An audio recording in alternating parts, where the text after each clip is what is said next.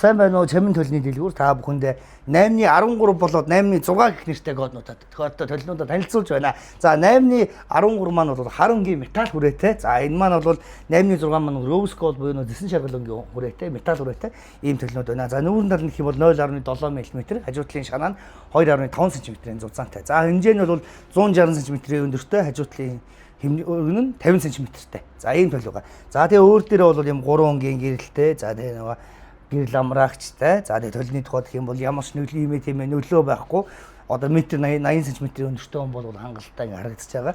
За тэгэнгүүтээ хойтлаасаа гэх юм бол маш гоё сэвэрхэн цагаан ангатай. За та бүхэн мань хандаа өлгчих боломжтой. Бас ингээд хүссэн газар аваач тавьчих боломжтой. Хөлний тухайд гэх юм бол нэлээд бас хөөрхөн зузаан төмрөөр хийгдсэн юм байна. Тэгээ хойтлаасаа зуусах нэг юм захиргааны 1 метр л утас гарч ирдэг. За ийм цагаан загварын төлнүүд байна.